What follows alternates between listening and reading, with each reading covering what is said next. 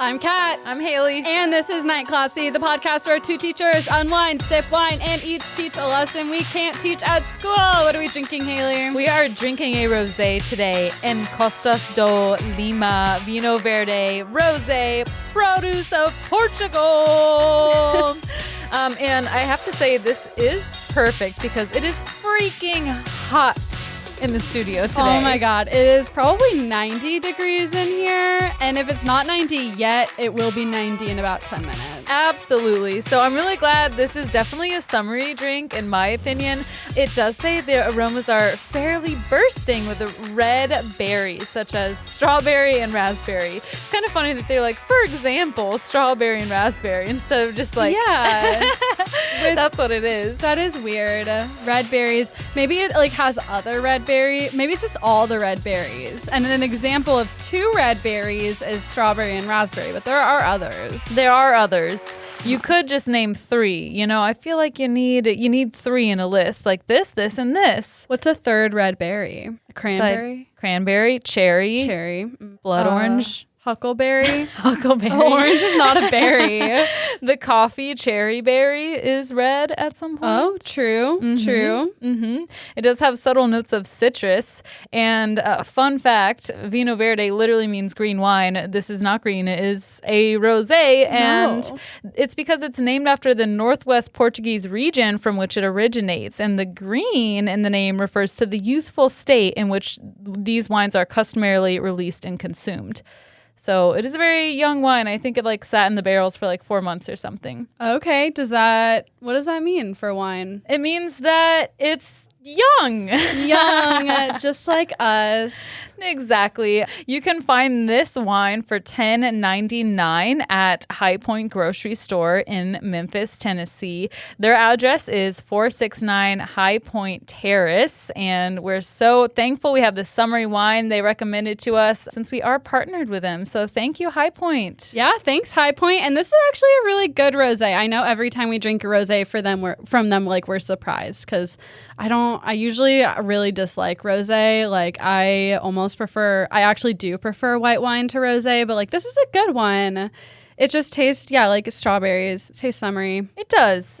I'm liking it. And it's so perfect cold. I mean, I don't know if you would ever drink a rosé not cold. Maybe we have, because we usually forget to put it in the fridge. But today I woke up and I was like, I think we have a rosé today. And I remembered to go get it from our alcohol cart, bar cart, and put it in the fridge. Look at you. Meanwhile, I wake up today and I'm like, where am I? Am I at my house or Tommy's house?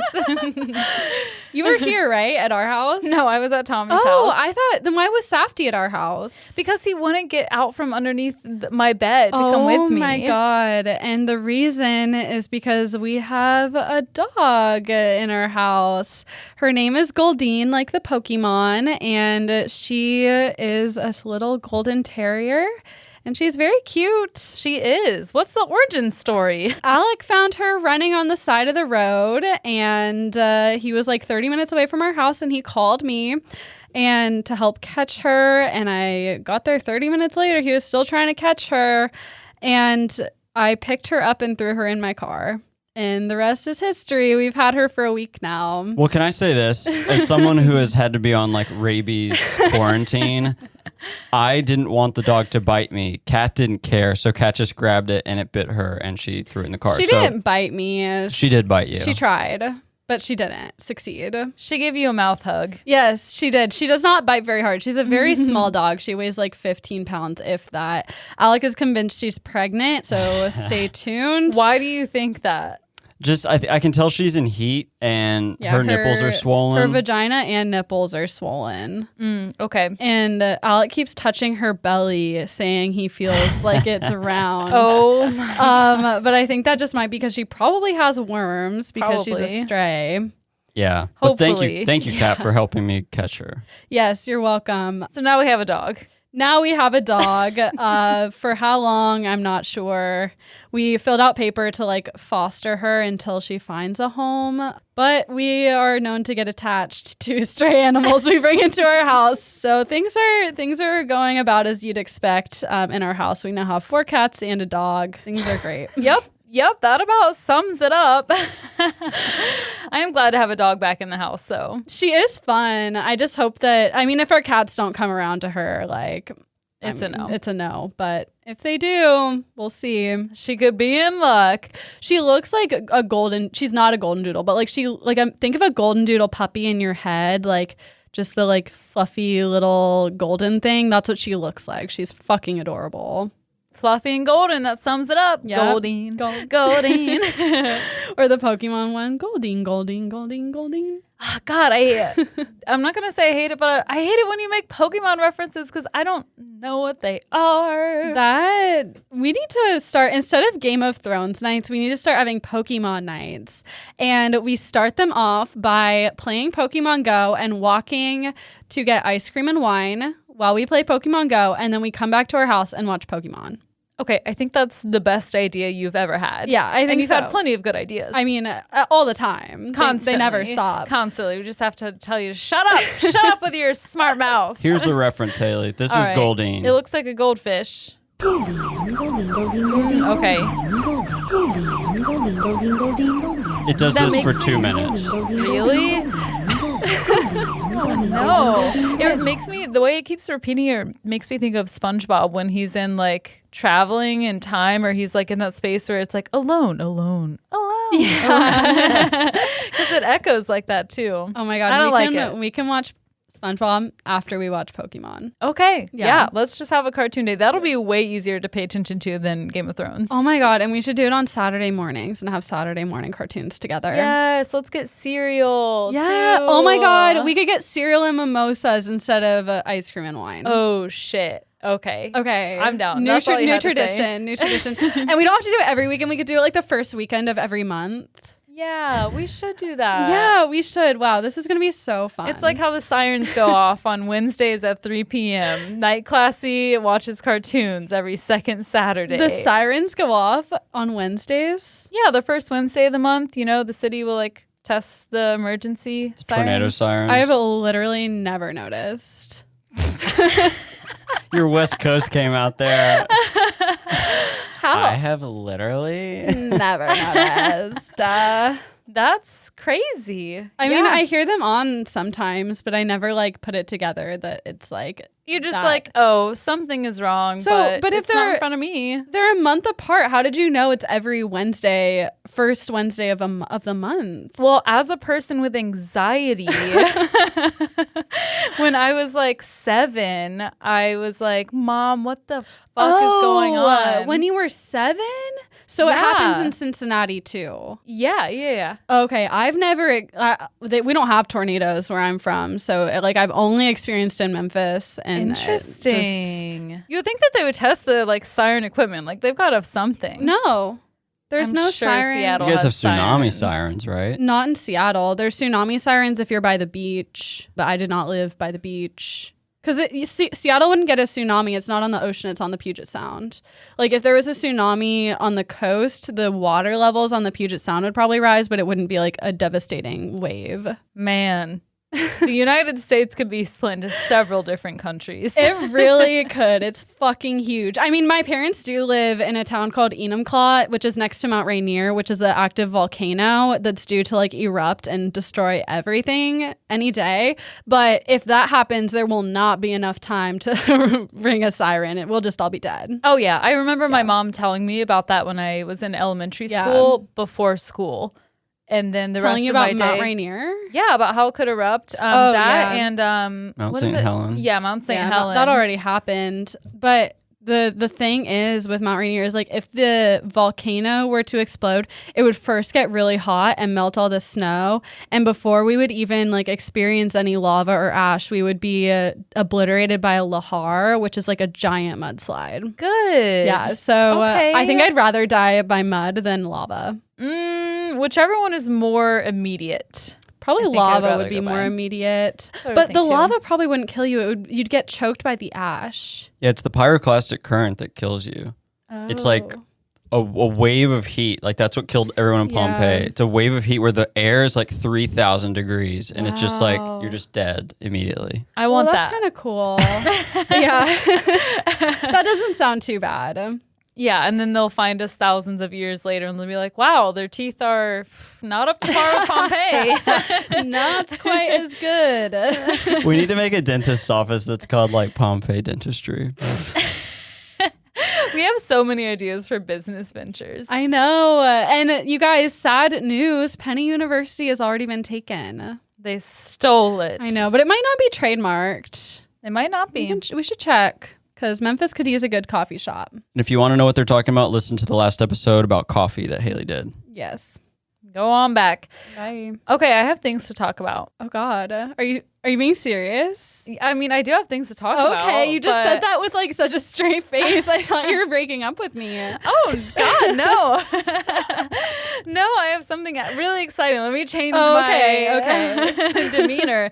So next weekend, when this comes out, we'll be going into a 3-day weekend. Yeah. And Tommy and I this morning were like, we should do something. And then we like planned a trip to New Orleans. Oh my God. Yeah. Awesome. That is awesome. That's going to be fun. Have travel to look forward to. Yeah. And then he's going to propose to you in New Orleans, and then you'll have even more exciting news to share. Yeah, I'm sure, because he was just like, a cat is so expensive. And then a cat is such a big life-changing decision. He agonized over that for a year. Oh, but we are going to New Orleans. I'm very excited. That's awesome. And that was like the big thing, really. Wow, I that's know. exciting. And you also, do you want to talk about your new... I do. Okay, I went to see a psychiatrist finally because I really thought that I had ADHD. Turns out I definitely do. We were going through the checklist and like every question the psychiatrist asked me was like, yes, yes, yes, yes. I'm like interrupting her before she even finishes. And she's like, okay, so the most common treatment is medication. How do you feel about that? And I'm like, wonderful, please, something.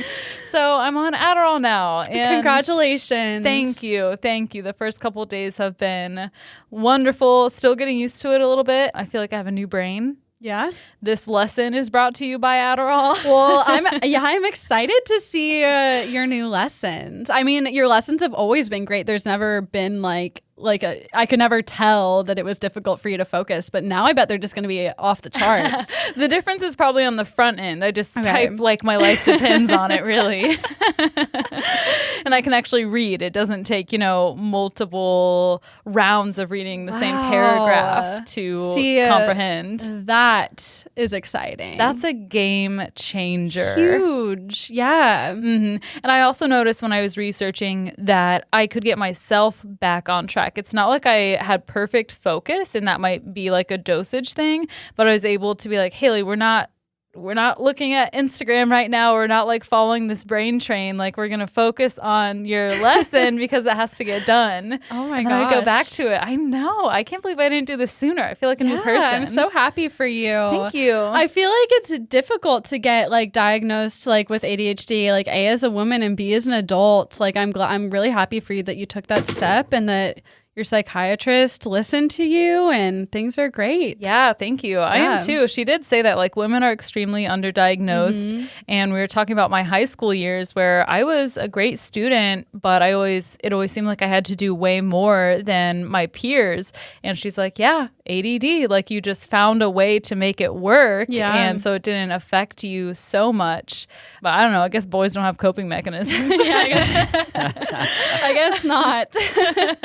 Well, that's exciting. I'm glad for you. Thank you. Thank you very much. I don't have anything. Oh, we did. We recorded a substitute episode. Oh my gosh, that was fun. We did another Memphis comedian, John Andrew Miller. He came in and taught us a very important lesson. It was a little bit shocking. He's a comedian, so we sat down expecting something hilarious, and then he hit us with like a college thesis, but it was highly interesting and highly important. Yeah, very researched. So thank you so much, John. You all should check him out. We'll tag him in some promotional posts on Instagram, but you guys should definitely check check him out. We had so much fun. Yeah, he was awesome. He'll definitely be back at some point. Right. And don't forget, you can access those substitute lessons on our Patreon. It starts at just $1 per month, but there are different tiers that have different rewards, if you will. You can even pick a lesson for us to research. And some of those lessons have been, not some of them, I'd say all of them have been just so interesting because it's lessons that we would have probably never even thought of. My mind just always goes back to bullet journaling. Thanks, Faith. Yeah, bullet journaling. That would have never come up. Jediism. I knew nothing really about Star Wars until I learned about the religion of Jediism, which is super interesting. I didn't realize that was a Patreon lesson. That was a good suggestion. It sure was. So we have our interests that we can get stuck in sometime, but if you're like, wow, they should really teach a lesson on this, then head over to Patreon. You also get early access to things. There's an additional lesson each month. We're in the process of putting out our little spring break trip to a haunted hotel. You should definitely check it out, and thank you in advance. Yes, thank you. And we also breathalyzed Ibla .037 and Ibla .042. I was focused on drinking. Yes, you were, and I get to sit here and play catch up. You sure do. Okay, so we're going to start out with a hypothetical situation, okay? Imagine this. You're a Canadian teenager in the 80s, and Fruit of the Loom and Hanes shirts are all the rage. But you can't access them because they're only sold in America. Lucky for you, one of your peers has moved to America and started a little side hustle importing these brands to you and your high school friends. This young entrepreneur's name is Dov Charney.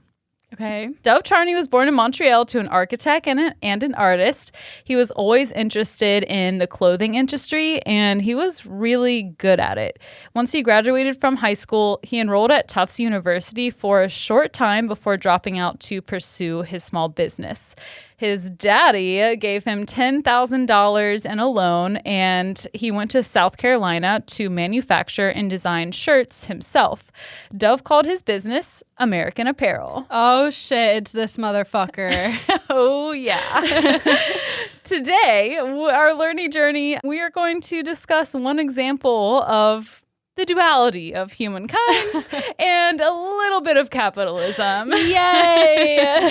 So it sounds like you know about Dov Charney. Very, very little. Also, like, my favorite shirt I ever owned was from American Apparel. Like, I wore that shirt all the time, and like, it was white, and I just wore it to death. Like, it got a stain on it at some point, and I couldn't wear it anymore. And I've been searching for a shirt like that ever since and have never found one. It was just the perfect shirt. Yeah, there's none like it. Yeah. And your story is the story of many. And we'll learn why you can't really get that same shirt anymore. But let's start with the early years of American Apparel. Didn't he like sexually harass his employees? I remember there being some reason why I wasn't supposed to shop there.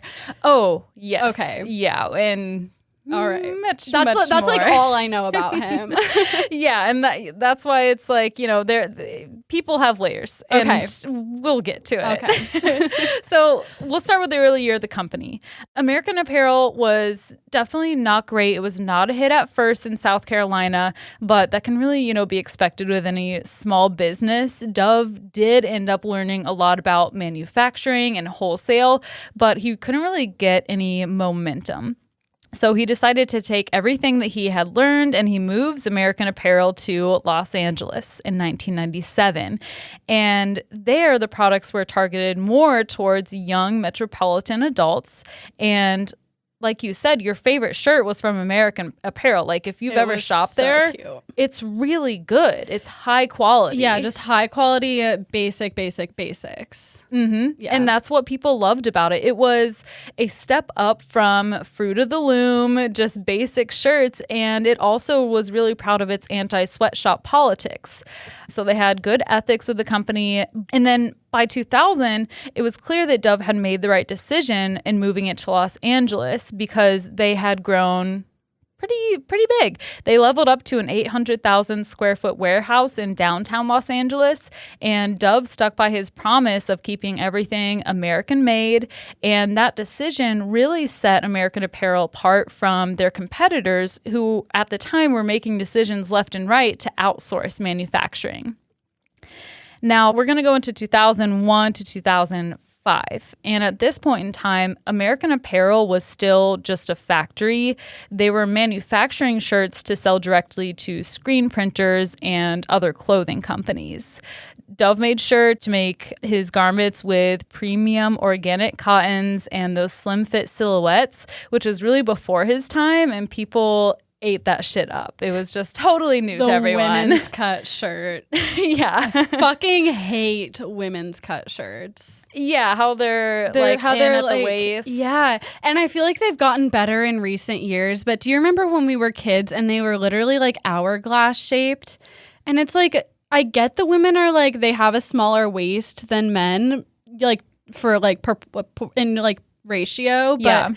like not that defined, and they just always look weird on you. Like I had a B-52's concert t-shirt from like the year 2000. Like I've had it a long time. I got it when I was a kid, but it's like an adult size t-shirt, and I was like holding it up and it literally is the weirdest shape, and it's like, who the fuck, who does this look good on? Such a small percentage of women have that perfect hourglass figure. Right. And you're reminded of that as someone who doesn't have that perfect figure every time. I look like a motherfucking ruler. I'm a rectangle, for God's sake. Yeah. Unisex all the way, baby.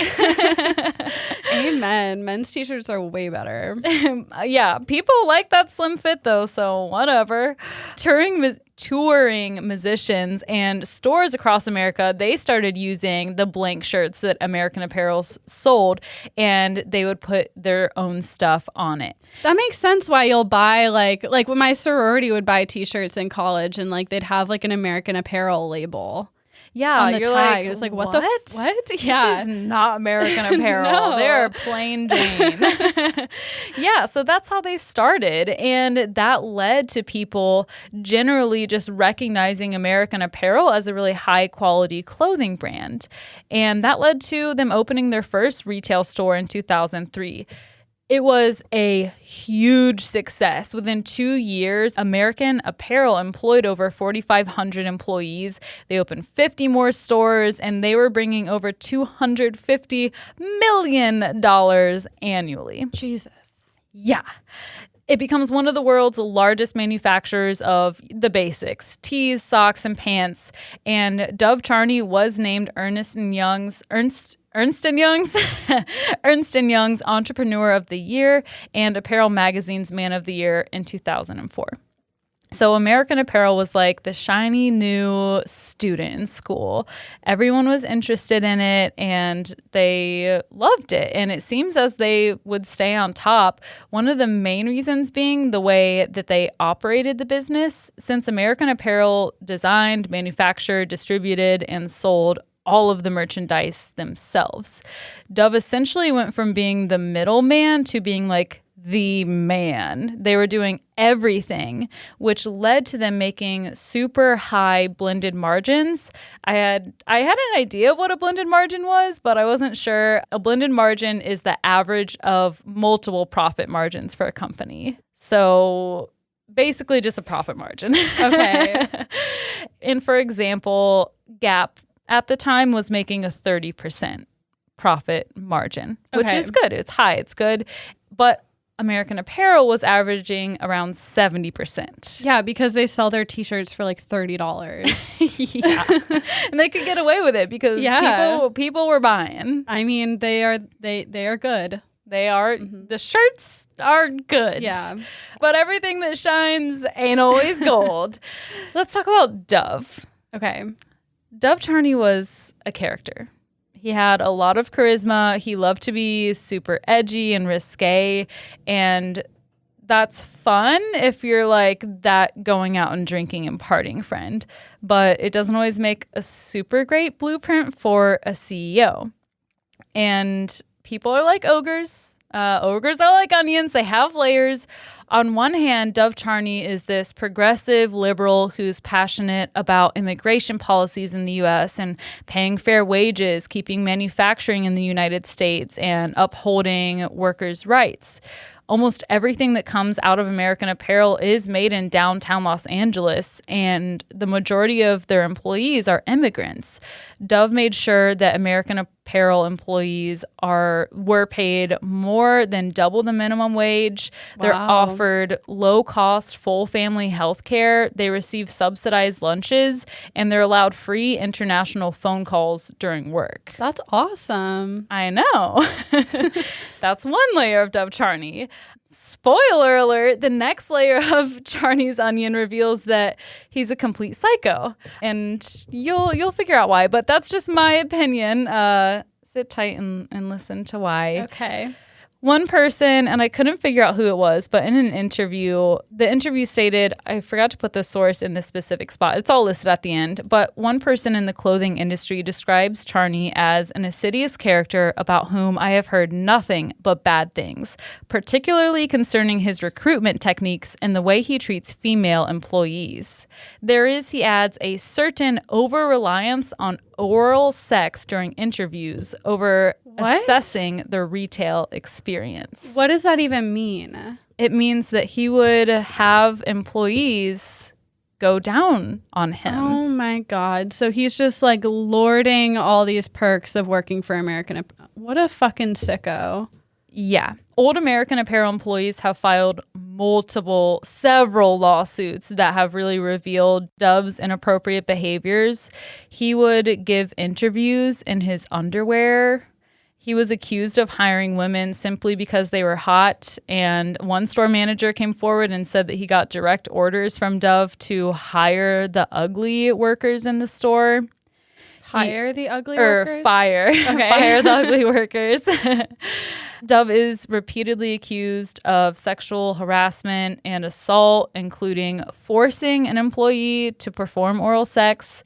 He gifted employees that he thought were attractive vibrators. What the fuck? And one person even said that he kept them as a sex slave. Oh my God.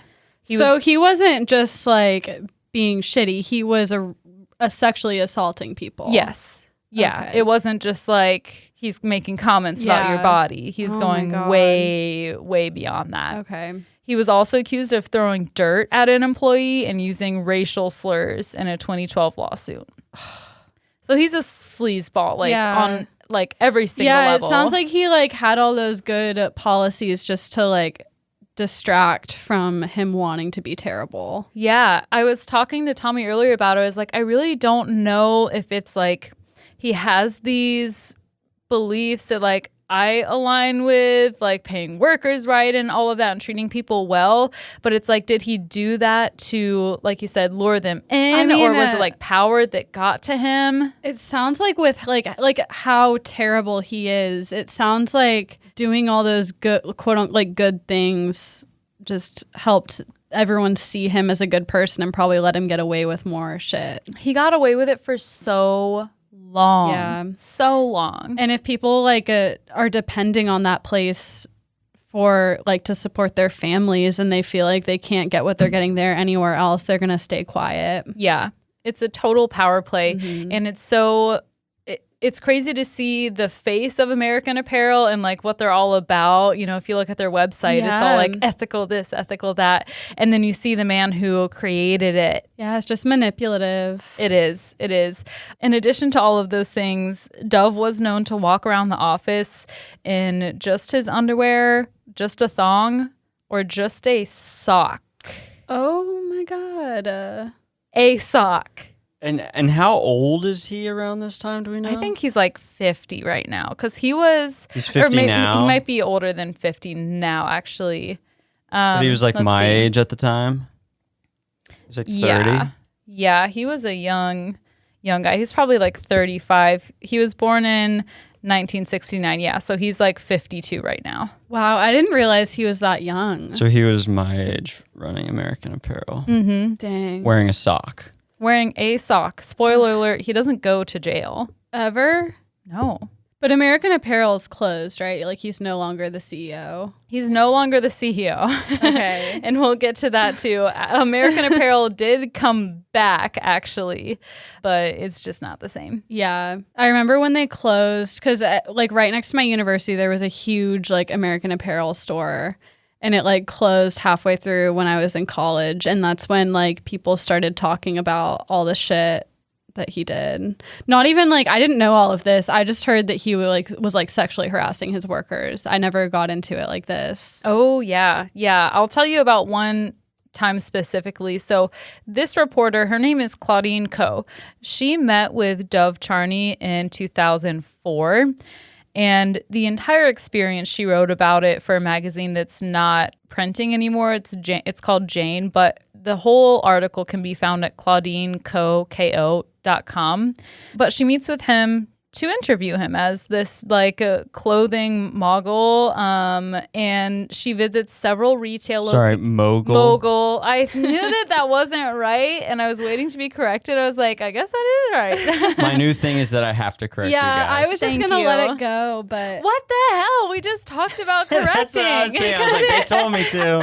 Because it was just barely. Just know I wouldn't usually, but it was because last week you guys told me to. Thank you. All right, so she interviews Dov, and she goes to all these different locations for American Apparel with him, and she visits the factory, and she's surprised at what she finds in the factory. It's a 7-story building. It's bright. It's full of sunshine. He has massage therapists at the ready to help employees after like a day of labor and using their muscles, and there's even free English as a second language class. Oh my god, why can't he just be a good person? Because like there's that something sucks. Wrong with him. Yeah, clearly. I guess it's not why can't he be a good person, but why aren't more business owners caring about their employees? Like, this should be the standard. Yeah, I don't even want to pretend like he's doing something amazing, because this should just be the baseline. Yeah, this is like the give and take. Yeah. He's like, I'm going to be a terrible person, but almost free healthcare. Right. And it's like that whole thing we're going through right now where like people are able to get more unemployment, so they're not willing to work for shit wages that like they can't even get by on. And half of the fast food restaurants around here like are not even like open their full hours anymore because they don't have any employees. We just went to a restaurant today, we drove through, and they had a sign on their window, and it was like, because of the America we're in right now, like we have a shortage of employees and like blah blah blah blah blah. And it's like, no, it's not because of the America we're in now, it's because you pay your employees literally nothing. Like, if people would just pay their employees more, we could have good quality things and good service and fucking shirts that are as good as the ones from American Apparel. Yes, absolutely. Snaps for that. I mean, and it's so true. It's not like people don't want to work. Yeah. People want to work. People want to feel productive. But they don't want to be fucking shit on by being paid $7 an hour to work. Yeah. Like, you'd have to work 2 hours to just get a meal at the place you're working at. That's bullshit. Probably doesn't even include tip. Probably. Yeah. Yeah, it's insane. And I mean, that is the America we're living in right now, where the minimum wage is $7.25, I think. That's, something crazy. And it should be like, they're pushing, for double, but it should be over double. I was looking at 1-bedroom apartments in Memphis just today, just looking, and the average one I was looking at was like $1,200 a month. That would be your entire wages if you worked a full-time job at minimum wage. Yep. Everything. I know. It's fucking infuriating. Like, I know we complain about our teachers' salaries, but like that is nothing on minimum wage. Yeah, like, the minimum wage has just been so steady as inflation goes up and up and up and up. Up and up, yeah. I mean, I know we're probably preaching to the choir right now, but like, if you're hearing this and this is surprising to you, like, fucking let's do something, because I'm tired of it. Me too. And people want to have jobs and make money, but people aren't willing to work the day away for shit. No, and unemployment is literally supposed to be the bare minimum. And if the government giving you the bare minimum to survive is more than you can make busting your ass at a fucking fast food restaurant at a miserable fucking job. I've worked in restaurants for a long time and it fucking sucks. Like, I would not be willing to work in a restaurant again for minimum wage. Hell no. It does. I love all the TikToks about like working in a restaurant. There's one today where the guy is like just crying. It's like working during a pandemic in a restaurant. And it's fucking terrible. And I'm laughing so I don't cry. I do not actually think it's funny. Oh my God. It is terrible. God. Okay. Pay your workers more so I can get a burger from Burger King. Oh my God. Yeah, that's why you need to pay your workers more. No. That's all. Yes. I'm joking. I'm being facetious. Oh my God. Fajesus. For Jesus. I can't even talk. I just like chugged the wine that I have. I need more wine. Wine 'em. All right, I'm taking it.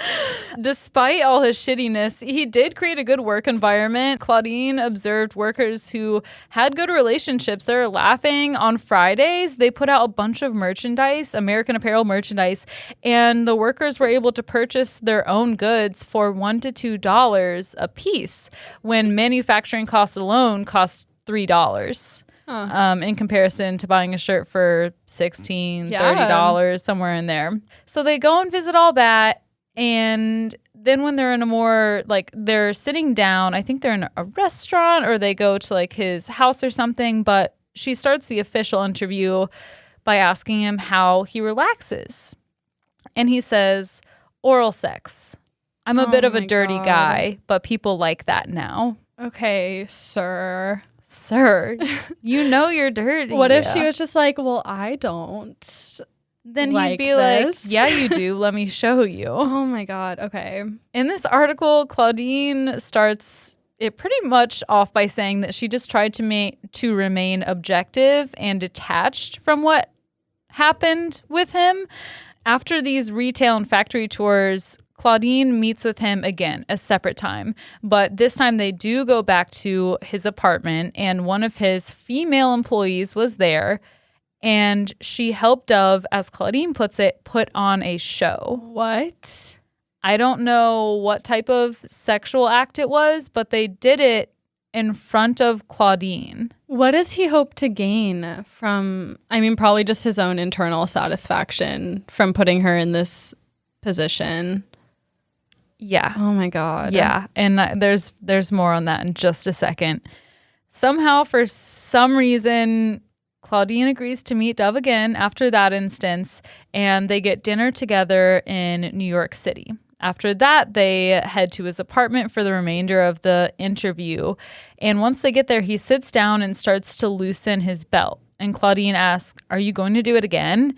And he says, "Can I?" Dov begins pleasuring himself and carries on while being interviewed. They talk about things like business models, hiring practices, and focus groups. Oh my fucking God.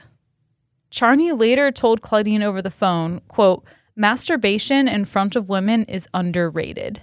Oh my God. It's much easier on the woman. What? She gets to watch. It's a sensual experience that doesn't involve a man violating a woman. Yet once the man has his release, it's over and you can talk to the guy." It's like him and Donald Trump could be cousins. Yeah. Or brothers. Him and a lot of fucking Yeah, this is like the men. Louis C.K. Yeah, I was Harvey just thinking Weinstein. about Louis C.K. God. Yeah. And Iris, that one female employee, adds on another day. She says to Claudine, she says, "I think it's really healthy to have an orgasm 4 times a day. It's got to be great for business." What? So she sounds like Okay. brainwashed. Well, then he can go jerk off in the bathroom and not be a creep. But he likes to do it in front of the women. He's a freak. freak. Not even a freak. He is a sexual predator. Like, I don't want to be downplaying this. I'm just out of words. Yeah. Agreed. Dov had serious relationships, quote unquote, with several of his female employees. He was known to recruit models from the street, just grabbing them and be like, "Oh, you're so gorgeous, beautiful. Like, look at your butt. Like, come model for me." And you drop the name American Apparel. Yeah. And people do it. I'd do it. Not that I'd ever be After asked, this? but not knowing this. Pre going to college and have people talking about all the Right. sexual misconduct. Yeah. Before the world just went PC on us.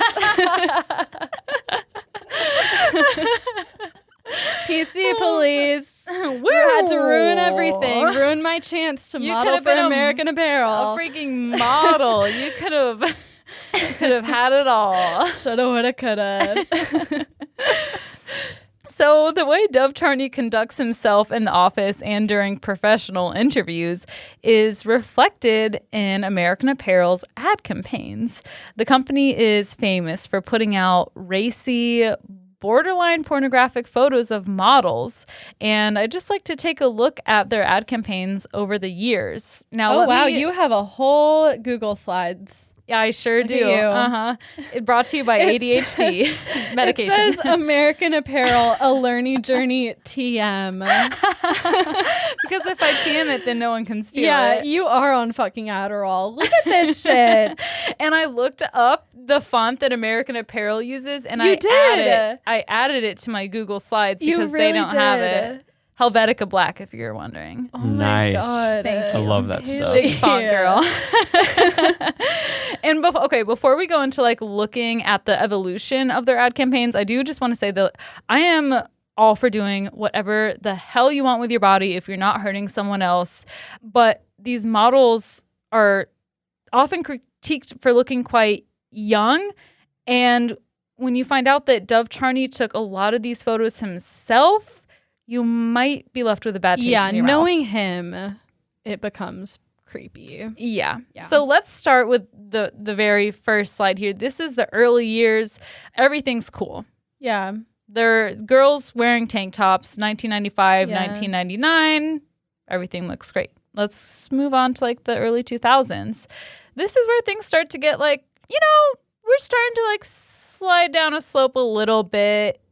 You've got a girl swimming in a pool and like you can see the top of her breasts a little bit. And then in the 2000s ad, she's in a tank top and just some underwear. Yeah, but it's nothing shocking. No, not at all. Yeah, and it still sort of looks like disposable pictures. Yeah. Mm-hmm. She does look young though. Like that she looks like I looked in high school. Yep. Moving on to 2004, 2005. Okay. Things are getting a little slippery. Oh my God. Yeah, that is literally pornography. Mhm. There's one that's like not too bad. She's like wearing a bra and underwear about to get in the bathtub, but it's kind of creepy the way the bathtub is like dirty and there's a rubber duck in it. Then next to it, there's a girl on a casting couch, it looks like, with like knee socks and nothing else on. Her knees are covering her boobs. And then next to it are literally stills from a porn.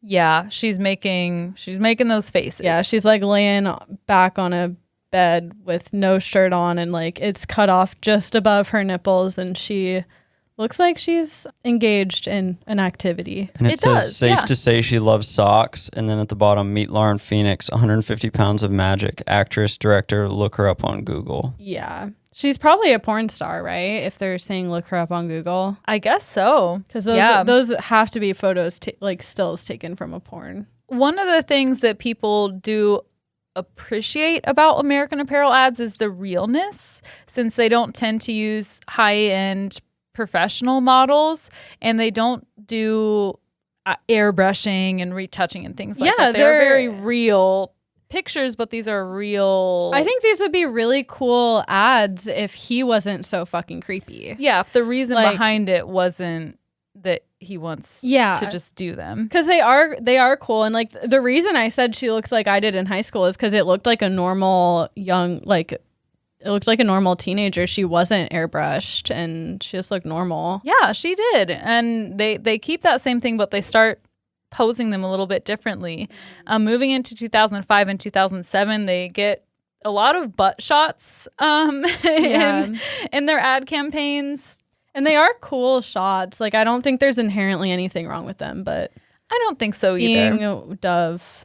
Yeah, who we know Dove that is, he yeah. took them. Yeah. Okay, let's go and to it the says next one. it says new freedom for the student body, and it's a girl who's like clearly like masturbating but face down. And Yeah. there's the word student in there. That's creepy. And he's 36. Yeah. Dov is 36 when that picture's taken. Yeah. In 2005. Oh. And then this is where things kind of burst open from 2009 and on. Yeah. Whoops. Oh. Sorry. We'll get to those ones. What are you seeing, Kat? I mean, now we're just going full frontal. A hand is barely covering a bush. Yep. Yeah. And yeah, it is pornography. Breasts are exposed. Yeah. And once again, the human This was body an is ad campaign? Mm-hmm. Was it on the website? Where was this? Some of them were like on billboards. I'm not sure about This one, these there's no way, most like, recent ones. This one is literally like she's literally naked. Yeah. But it's still put out by American Apparel. Yeah. I don't think they were in those ones were in magazines, but that's a trend that you can see, like, especially in their stores. They would have, massive posters of stuff like that in their stores. Really? I've never. Oh, really? The one it. near like my campus. at Really? It had UC. naked people on the wall? Not naked people, but this one on the Oh, right yeah. here where her legs are wide open. Yeah, that one's not that bad. She's in like a bodysuit yeah. with her legs open. But like the one on the left is literally like full tits and vagina. Yeah. Like, where would they even put that? I don't know. And this was just a selection of like 50 different images that I Yeah. just picked ones that I was like, okay, this one works. This one works. Yeah, and like, what is she even advertising? You can The like socks? sort of see I don't know. part of a sock. Sex sells, ladies and gentlemen. Apparently so. So that's the evolution Okay. of American Apparel ads. You can see it gets more racy, more exposed, and I'm all for it, but it's just, like we've said a million times Right. that it's Dove behind it all, Yeah. and it makes you feel gross. Yeah. And another day, another lawsuit comes along. Woody Allen, the famous director, he's going through Los Angeles one day and he sees his face on a billboard that he did not take the photo for, did not agree to. You can show the slide, Alec. He sued American Apparel for this because they put his face on their billboard without asking him or compensating him. And they have him depicted as, I forget what type of... Like a Hasidic Jew. Yes, yeah. Yeah, and what? he's like, what the fuck? That's really weird. I know. Yeah, I mean, he just has like a long beard and like a hat and glasses. And then is that writing in Arabic? Hebrew. Yeah, you I know that what? makes more sense than Arabic. Just like- okay. Yeah, that's strange. Is this just like him being anti-Semitic? You know what? No, because Okay. Dov Charney is Jewish himself. Okay, so what is the point of It says this? Allen Street. He's okay, but he's not like how is this an advertisement for like I don't understand. The writing on it says the Holy Rebbe? Rabbi. What is Rabbi? It'd be pronounced rabbi, I assume. Oh, okay. I was not sure. Yeah, you're right. Rabbi. And it's in Yiddish, actually. Okay. And they're like, that's, you can't do that. You can't just use someone's image Yeah. for your company. Also, what and why? I have no clue. Maybe this he is really so random. Did he just love Woody Allen? That's what I'm thinking. the fuck.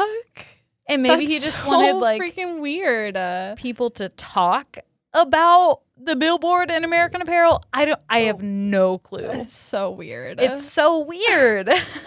So Woody Allen and American Apparel settled the case for $5 million.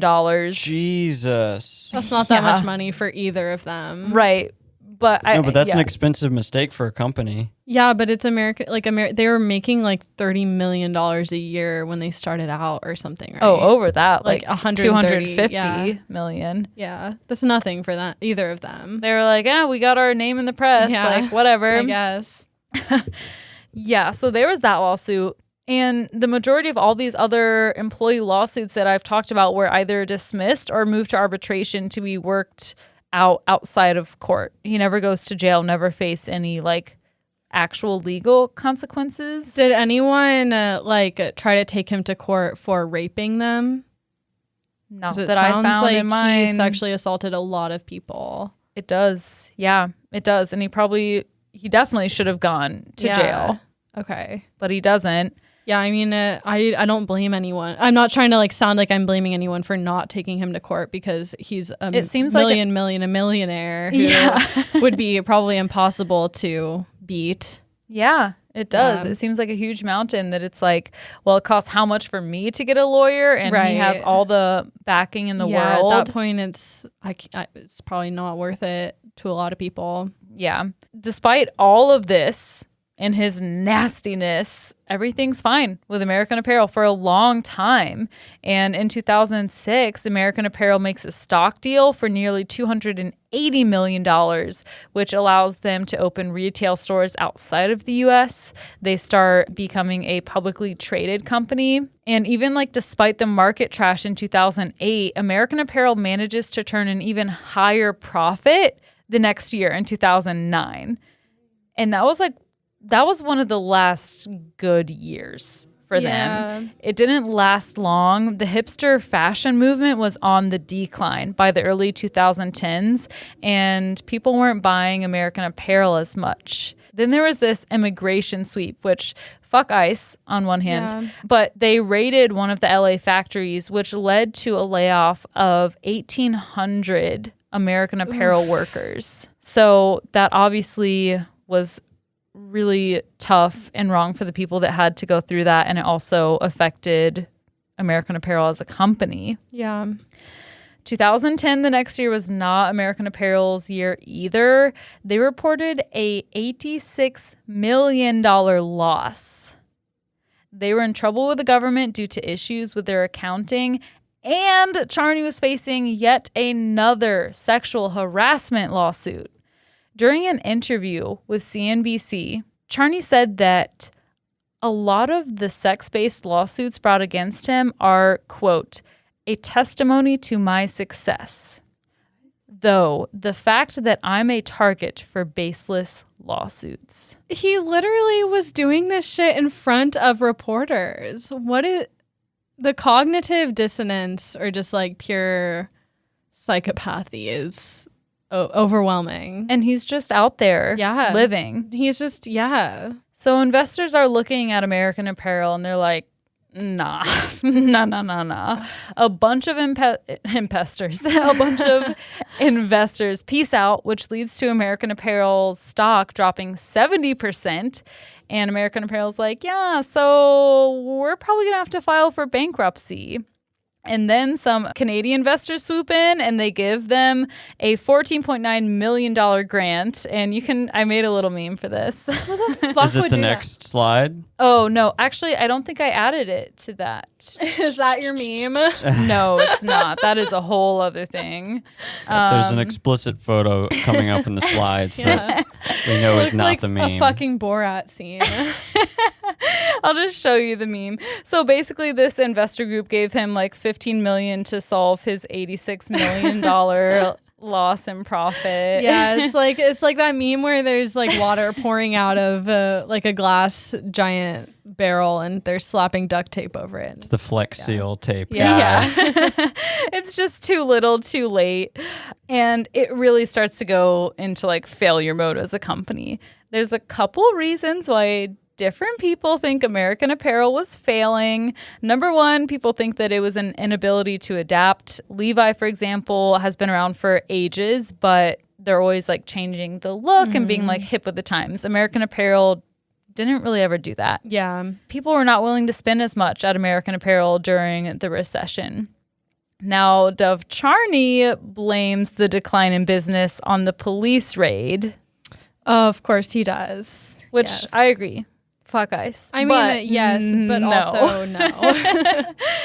And the ethics of the company really got washed away by Charney's lack of ethics. Yeah, he's a fucking hypocrite. Gross. Yeah. Okay, so American Apparel dealt with their eccentric at best and predatory leader Dov Charney for literally decades until he became too much. The board of directors voted Dov out of his position as CEO in 2014. Wow, that was before I went to college. I could have kept shopping there. You coulda, woulda, shoulda. You could have been a model. Oh my God. The missed opportunity. Yeah, instead you just went to frat houses. So, right. Right. The reason why they did it was because the sexual misconduct got to be too much. Oh, yes. Now it was. Mm-hmm. And they didn't fire him sooner because according to their new co-chairman, Alan Meyer, quote, a board can't make decisions on the basis of rumors and stories in newspapers. Oh my God. I hate men. Yes. All of them. Yes, all men. Mm-hmm. Yeah. And this guy is like a master of PR. He's always flipping things. Yeah. So he, I guess, was the perfect man for the freaking job. Mm-hmm. And then in the midst of his firing, news came about this one incriminating video that was leaked by an old American Apparel employee, and other employees / models of American Apparel have confirmed that Dov Charney is in this video. This video depicts him naked, dancing, talking on the phone in the office in front of female employees. So you can show the screenshots because the video has been taken down due to copyright issues. But okay, there he is. There he is. Is he eating a steak in one of those pictures? He's eating something, talking on the phone, being all completely sexual, naked, predatory. Yeah. All right. Well, I didn't need to see that. Thank you, though. Well, I'm sorry. It does look like something out of a Borat movie, though, doesn't it? Unfortunately, this is not all a joke. American Apparel as a brand and company has some good ethics. The way they treated their employees when it was good was good. Yeah, it really sounds like, and especially knowing he had so many undocumented workers, like it just sounds like that was a manipulation tactic for him to get away with more shit. Yeah. I don't fully agree. I don't even want to give him any credit. So capable of that. Yeah. He really brought down the whole brand as a whole. He's completely sleazy, and that's the rise and fall of American Apparel as a company. It is still around. It's definitely not what it used to be. They did file for bankruptcy in 2015. They no longer manufacture their clothes in America. Most of their clothing is made in Honduras or Nicaragua. And Charney actually wrote an open letter in 2016 about the downfall of American Apparel. Oh, God. He basically says he's proud of what American Apparel was able to do for its employees before ending his letter on a paranoid, completely out of touch hypothesis that the bondholders and board members at American Apparel conspired against him to sell the company behind his back. And that's why he was pushed out of the company. Why even double down? Like, he got off scot-free. Just shut up. Yeah, just shut up. Just go away. Like, things worked out for you. Can you not see it? Yeah, it sounds like a untreated narcissism. Like, everyone else is conspiring against me and I did nothing wrong. And even though, like, he clearly, like, anyone with eyes can see, every turn he takes is the wrong turn. Yeah, and he does it blatantly. Yeah. If I need to see a psychiatrist, he definitely needs to see a psychiatrist. God. Yeah, man. Yeah. No mention or apology for his behavior. So don't shop at American Apparel. And I don't know, spam his Instagram or something. He's on Instagram. Fuck that guy. My sources are, there's a lot of them. The Small Business Forum, my statement regarding the American Apparel bankruptcy by Dov Charney, high snobiety, and it is snobiety, not sobriety.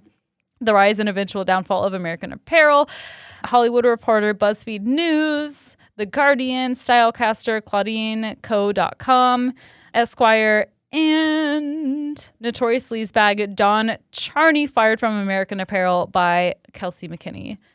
That was my learning journey, and I'm sorry. Let's hear a word from our sponsors. Notorious Sleazebag. I love that. That's the name of the article. Me too. Yeah, that's good. All right. Well, yeah. Did you already say I cut her off. Okay. You can say it again. Oh, okay. Well, someone can say it what again. Should we do? Take it away, Hayley. All right. Here we go now. For our sponsors. That made no sense. I'm so hot. Yeah, it's really fucking hot in here. We'll be right back. Bye. If you've been listening for a while, you know about Seventh Hill CBD, and if you haven't, let us tell you about it. It is a farm-to-table, all-organic CBD company. They are family-owned and truly produce the highest quality CBD products. It's really nice to have something to look forward to every single day. And for me, that's my morning. Dropping some of their Rise CBD oil and holding it underneath my tongue just gets me ready to get up and start my day on a good note. There is no waking up on the wrong side of the bed with Seventh Hill CBD. I'm a CBD helps me unwind kind of gal. Like, I love my nighttime routine. And every night, Alec and I, we start by taking melatonin, and then we drink our chamomile tea with a few drops of their Unwind CBD oil in there, and watch Gilmore Girls. And I swear to you, like, minutes after I start drinking my tea with this Seventh Hill CBD oil in it, I am just relaxed and ready to go to bed and get the best sleep. Oh, a little his and hers action. Yes, I make our tea and I put drops in each of our cups. It truly has just become this ritual. And I actually recently upgraded to the like double dosage CBD oil of theirs. Oh, like really? you can get the like regular concentration or double concentration. And I doubled up and it really has made a difference. I cannot tell you guys, like, I'm truly obsessed with this stuff. Me too, and we think you all will be too. So for your next order of Seventh Hill CBD, you can use the code NIGHTCLASSY, the name of this podcast, Night Classy, for 20% off of your order. So go to seventhhillcbd.com and type in code NIGHTCLASSY for 20% off. You will be so happy. Definitely.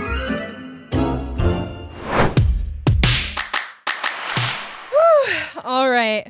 Welcome to Miss Barnhart's room. It is about 104 degrees Fahrenheit and 90% humidity, so we're off to a great start. Before I get started with my lesson, I want to give a huge thanks to our longtime listener, Daniel Faust. He suggested this lesson to us ages ago, and I'm so glad he did because it is fucking bonkers. Do you remember the lesson that he put it in on our like listener survey, I think, like a really long time ago when we were asking for suggestions for our year anniversary? No, I don't, but I know he's always joining us on TikTok lives and he's loyal AF. Yeah, he is. And so I'm really grateful to be able to do this lesson. This is a lesson on the Killdozer. Do you know what that is? No. I didn't either. It sounds like a killer bulldozer. That's exactly what it is. Good. It's like a Stephen King film, like many of his films where there is an inanimate object that destroys things. And it's weird because all the articles I read, it started out with like, if you've ever been on YouTube, you know all about the Killdozer. And I'm like, but I have been on YouTube and I don't know anything about it. I'm constantly on YouTube. I know. But this is a lesson on that. So our story starts with a man named Marvin Heemeyer, and he was born in 1951 in South Dakota. He served in the Air Force, and in the Air Force he learned how to weld and work on engines and motors. He got out of the Air Force around 1992 and then moved to a small town in Colorado called Granby. There he worked at a welding shop, but he wasn't there long. He ended up deciding to open his own welding shop. He's like, I know how to fucking do this. I'm going to open my own shop. He made his living repairing mufflers. He was just like a small town blue collar guy. He was really frugal with money. He really cared about his craft. He had a reputation in town as being like the best welder. And he also loved the outdoors. He loved snowmobiling. Everyone in this small mountain town just loved him. He had a girlfriend, and like in interviews, she describes him as an amazing partner. They loved to go on road trips together. He'd go, what? I feel like if he didn't have a girlfriend, then we'd be like, oh, I don't know. Is he like the town serial killer? We don't know. I mean, by all accounts, he was just a normal guy. Like he he also had like this group of buddies. Like there were like 20 of them and they'd go snowmobiling together. Like this guy lived and died for snowmobiling.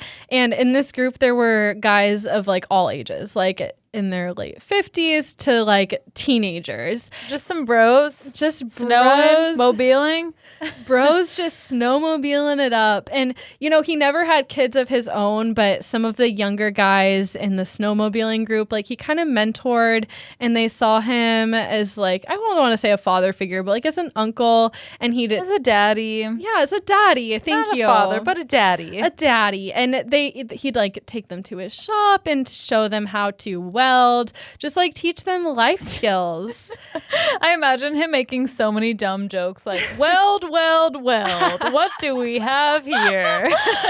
If he didn't do that, there's no way he had friends. Absolutely if you not. have a welding shop, that's a joke you have to make. You can't be a welder and not make that joke. That's probably Absolutely like not. on the licensure exam for welding. Definitely. I found this new website. I wish I could remember what it's called for all my teacher listeners out there, but it's basically, it's kind of like a Kahoot site, but you can personalize the games a little bit more. And there was one that was like dad jokes, and it gives you like a dad joke prompt and then you have to finish it. Oh my God. And I it want to sounds play like it'd that be game. on there. I know. It looked really fun. I'm going to play with my students next week. Play with me. That's What true. the hell? You know what we should play is Fibbage tonight. What is that? You don't remember? We played it during quarantine a few times. It's like where it gives you a trivia question and you have to write in a lie and then you like choose. Yeah. We should play that. I was like thinking about games because I mean it's the fucking end of the year. State tests have happened. Like I just want to play games with my students and have fun.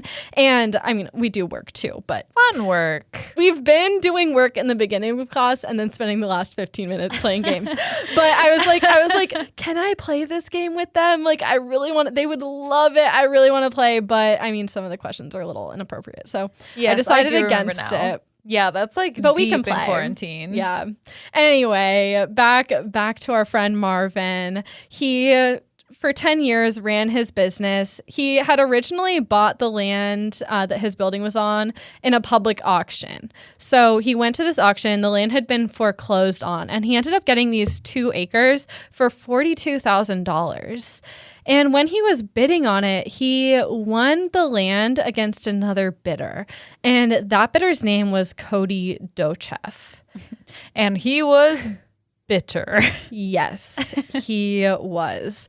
Cody wanted to build a cement plant on that land. And when he lost the bid, because I don't think he showed up thinking he'd buy any land, so he didn't bring like much money with him.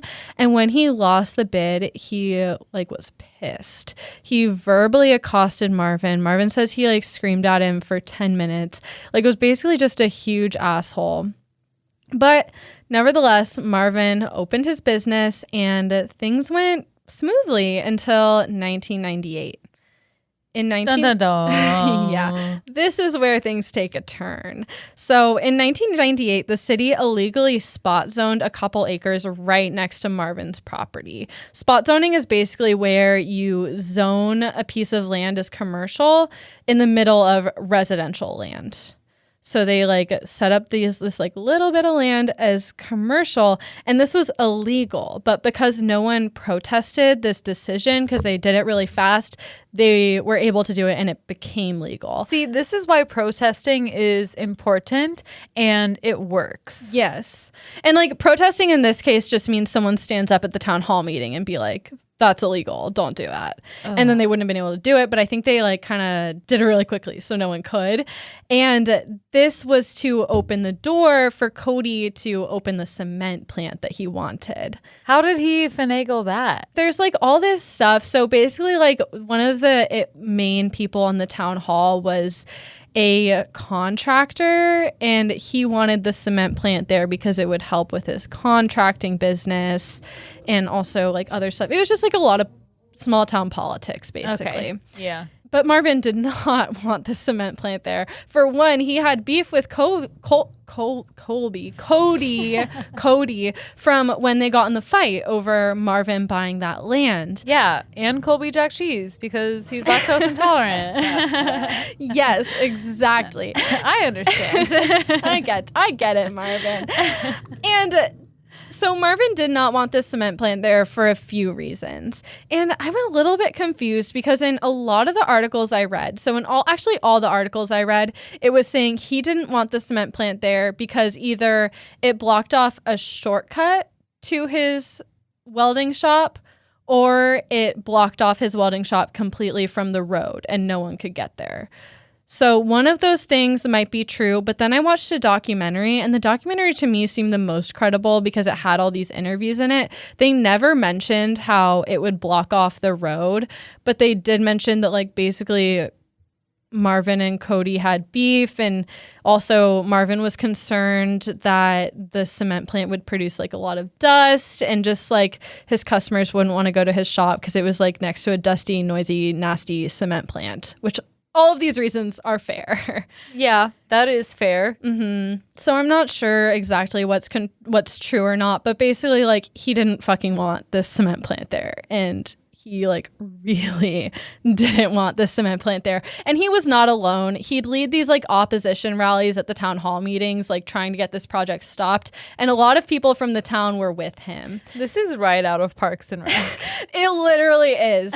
It's literally just like this whole thing is just small town politics that got blown way out of proportion. And is this in South Dakota or North Dakota? It's in Colorado. Oh. Yeah. Wait, you said something about one of the He was born in Dakotas. South Dakota, and then he moved to Colorado. Oh, I was going to say, I haven't seen Fargo, but this this could be the plot if I had in an alternate universe. Yeah, it easily could have taken place in one of the Dakotas, but no, this was Colorado, but it was like small town Colorado. Like there were not many people there. And these town hall meetings like would get very heated, and it led to these public fights between Marvin and Cody. It was kind of like, I mean, I watched the episode of Gilmore Girls recently where, spoiler alert, I guess. Oh my God, do not start this again. Spoiler alert, period. Spoiler alert, period. Lorelai and Luke break up, and then the town has to take sides and wear ribbons. How is that not a spoiler alert? But okay, yes, they take ribbons Yeah. to declare whose side they're It's on. kind of like that. And like people are split between Marvin and Cody.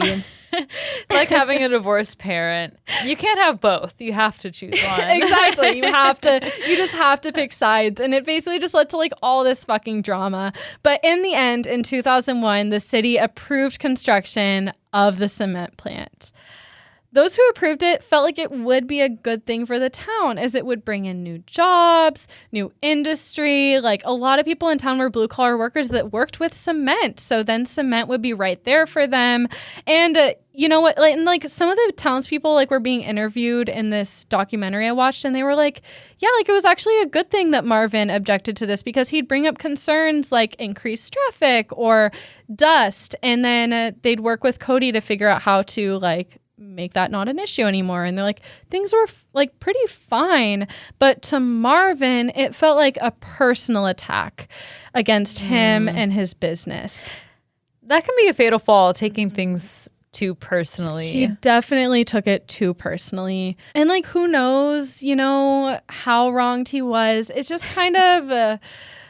Says me, the person who gets cut off in traffic. And I'm like, what did I do to you? I'm like, it's exactly. too personal. It's hard to say who's right and who's wrong, but regardless, it started a 3-year-long battle with the city over zoning that property. Marvin kept trying to prevent the cement plant from being built. In 2001, Marvin appealed the decision, saying it would block access to his business. The appeal was denied. After that, the city seemed to retaliate against Marvin, and they served him with $2,500 in fines for like petty violations like junk cars on his property. And also, this was kind of a big one, but his shop was not attached to a sewer line. And to be a business, he had to be attached to a sewer line and have a bathroom. So was it just like a very small, shacky shop? It was like a shop. Like you've seen people that have like a shop on their property. Like did he have an outhouse? It was like a big warehouse. Yeah, it was a warehouse. How was he not attached to a sewer line? Well, it was just like a warehouse slapped on a random piece of property in rural Colorado. Like he had been running it as a business without a sewer in it for a while, but now they chose to get on his ass about it because he was like stirring the shit. Yeah. They're already shady doing this whole Yeah. zoning thing. It's just a lot. And also he was barred from using his property for the business until he constructed a sewer line. He has to construct the sewer line. Yes. And Marvin was pissed and he felt like this was really unfair because he couldn't get a sewer line hooked up without crossing into the cement plant's property. Hooking up the sewer line would also cost $80,000. And like Marvin didn't have $80,000 laying around. So finding him like just really felt like salt in the wound to Marvin, even though it was standard procedure. He, by law, should have a sewer line in his business. Marvin did try to pay his fines. He wrote a check, but on the memo line, he wrote to the Cowards and Liars Department. They sent it back, telling him the amount was incorrect. And this was true. The amount was incorrect. He when he hand wrote the amount, he wrote it wrong. And so it technically was incorrect, but this just made Marvin angrier. It was 69420 to the Liars Department. The Liars and Cowards Department, you said? The Cowards and Liars Department. Cowards and Liars. Yes. Okay. Can't mix that up. No. You have to get it in order. He's like, you know who you are. Basically, it was just thing after thing after thing. And he was pissed off. And it was really shitty. But Marvin did bring a lot of this on himself. So Cody Dochev had set up the sewer line on his property. And he actually offered Marvin the right to connect to it and just avoid all of this mess as long as he dropped all the lawsuits against the Dochevs and the town. But Marvin had declined. Yeah, you're already in so far. Yeah. I get that. And I'm not that person. I'm not like that, but I get it. Yeah, he was kind of just on his petty shit. He was like, I want to keep suing you and the town. I'm going to look stupid either way, and I know that, but I'm going to look less stupid if I stick to my guns here. Maybe. Something tells me no, by the way you're saying maybe. Yeah, in my opinion, looked pretty stupid. Who looked stupid? Marvin. About the sewer thing? Yeah, I think he... Well, one of the things was that, we're looking at a neighborhood here. Yeah. He had asked to be part of the sewage, what did they call it? The sewage zoning district when they were building the sewer, and they didn't allow that. So they built it 400 feet away, and then they were like, now you have to connect to the thing that's 400 feet away. And he's like, but I asked you to zone it where I would be closer to it, and they had denied that. So it felt like denial after denial after denial. It's just all this back and forth, bullshit bureaucraticness, and he feels like the town hall is against him, and it sounds like they probably were. They were just tired of him trying to get in the way of this cement plant that they wanted to build. Yeah, I hear this and my human spirit dies. It's just exhausting. Yeah. And when they say you have to close your business if you don't connect to it, and we're going to fine you $100 a day until you connect to it, and it's going to be $80,000 to connect to it. It's just well, fuck. Yeah. It's just a bunch of bullshit. And then before this even happened, the concrete plant had offered to pay Marvin $250,000 for his 2 acres of land. And if you think back to the beginning, he only paid $42,000 for this land. So this would have been a profit of over $200,000. Yeah. Get that bread, get that head, then leave. He could have left and used that money to open his shop somewhere else. He had a really good reputation in town as the best welder. And actually, Marvin agreed to the deal. He agreed, but then he backed out last minute and said, no, actually, I want $375,000. And Cody said, okay, we'll give you an extra $175,000. But that wasn't enough for Marvin. He said, no, actually, I want $1 million. What? For this 2 acres of land in rural Colorado. Okay, what is he trying to pay for? Nothing. Okay. It was just a power trip. Okay, I feel like this was one of those things where it's like, the spouse murders someone, but before that their life insurance gets up to like $500,000 and then they buy a $500,000 like house in France or whatever, and then it's like clearly matches up. Right. It's just like I feel like these 2 guys were just in a dick measuring competition, and they were both being irrational. And so, Cody obviously wasn't going to pay him $1 million. So this was when he decided to go through the city and just basically zone Marvin out and like attack him for just go to the city and be like, hey, city, like he's making this difficult for me. Reflecting on the event, Marvin said, I was always willing to be reasonable until I had to be unreasonable. Sometimes reasonable men do unreasonable things. And so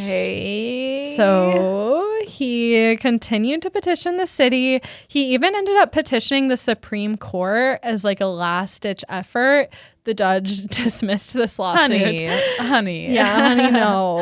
The Supreme Court is not going to help you. No. And things just weren't looking up for Marvin. He was losing. And, he just was facing rejection after rejection. And it really started taking a toll on his mental health. Whether this was true or not, he felt like the whole town was laughing at him. Just knowing that he lost, he felt like the town was trying to run him out and push him out. It just kind of felt like the world was against him. Yeah, once that anxiety starts talking to you and telling you that, it can be really hard to say no. That's not the reality. Yes, exactly. And by 2003, things had reached a breaking point. He was sitting in his hot tub. He says he was weeping when he... At least you're in a hot tub. True. That's literally what I was thinking while I was watching this documentary. Vibing and crying and vibing.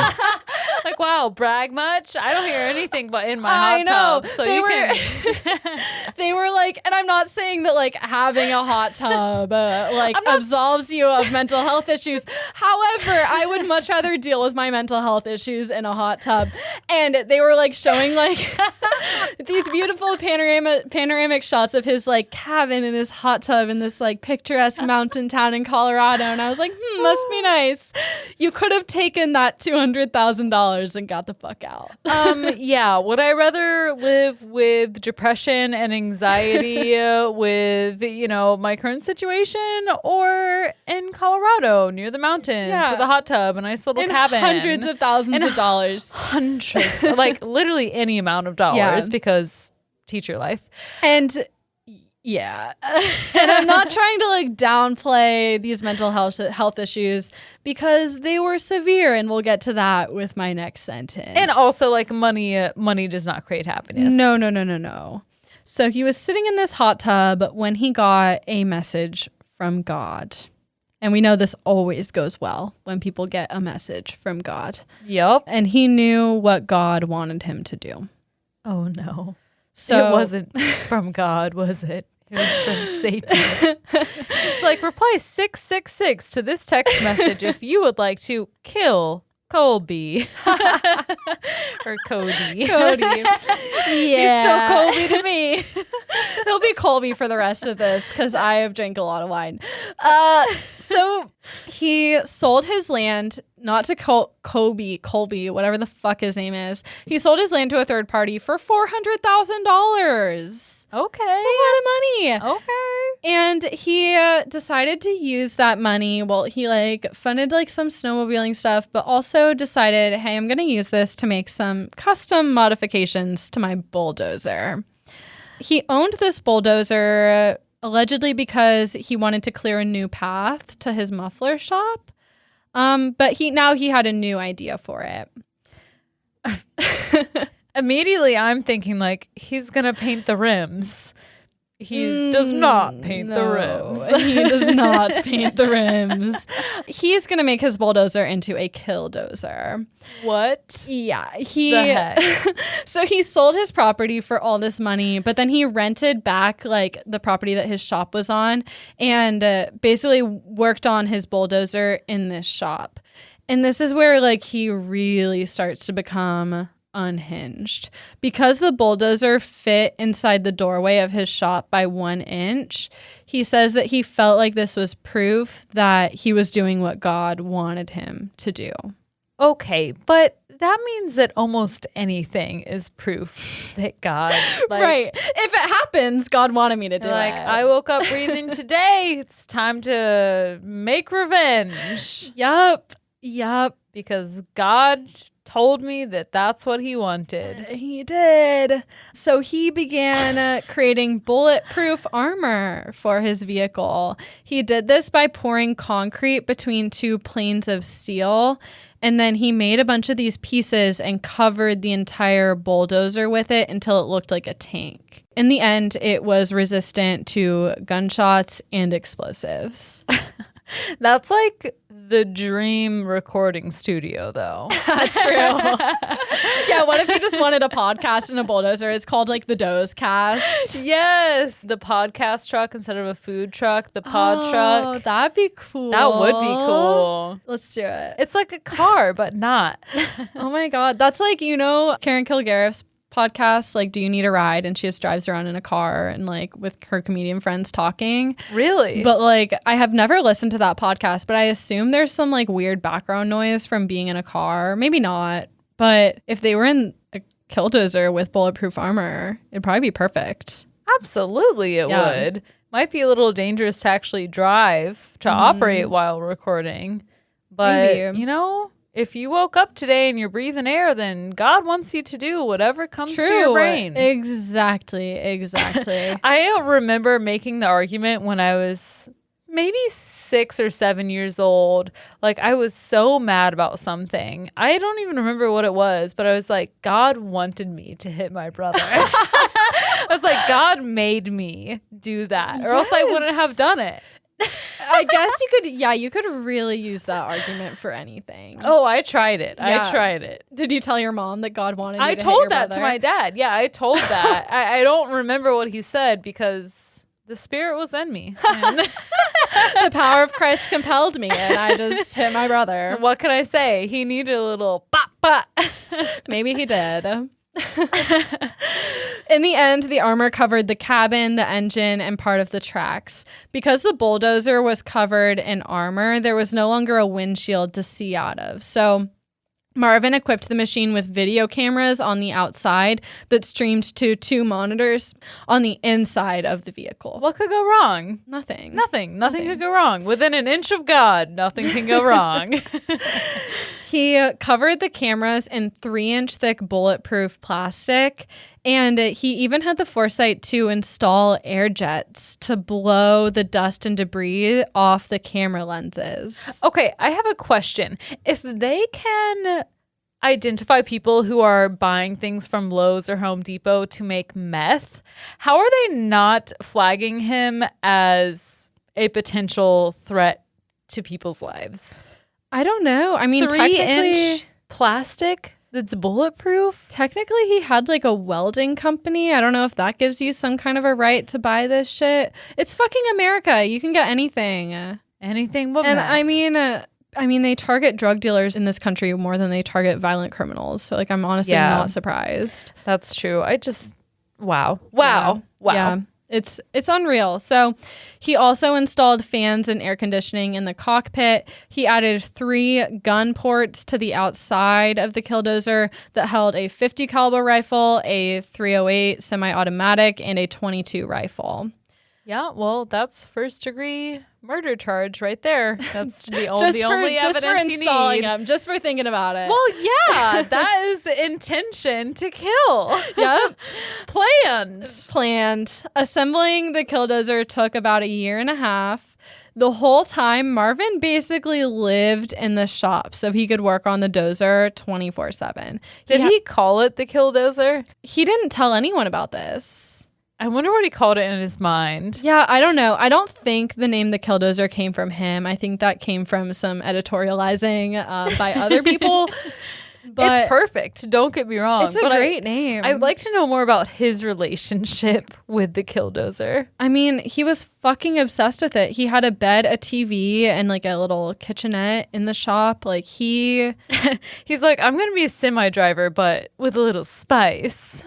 Yeah, pretty much. In his tapes, he was just calling it the Dozer. Yeah. Okay. Everyone called it Dozer. Mm-hmm. Fair enough. Yeah, he just like really dedicated his life to this thing for over a year, and he didn't want anyone to know what he was doing, obviously, so he would like sleep all day and then work on it at night. And like also like people looking back in interviews are like, yeah, I think he like worked around our schedules so no one knew what he was doing.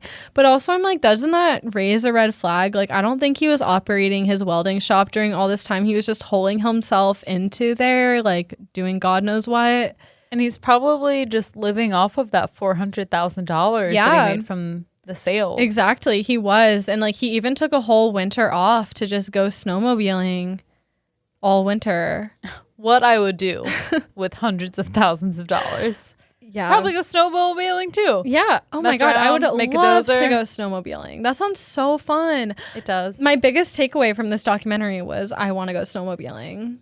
I want to go to Colorado. Oh, Just me like, too. It's been years and I'm ready to go back. I have been to Colorado once. Well, I've been there like other times, like stopping in the airport or driving through or whatever. But like my dad and I stopped in Denver as we were driving to Memphis, and we went to like this nice Italian restaurant. It was just me and my dad, and we were getting like bottles of wine and eating Italian food, and like people were looking at us, and my dad was like, why are people looking at us? I'm like, Dad, it's because like they literally think we're on a date. And it was really funny. You just stand up and announce to the whole restaurant like, ding, ding, ding. Yeah. Hello, I am his daughter. Here's my birth certificate. That's what I should have done.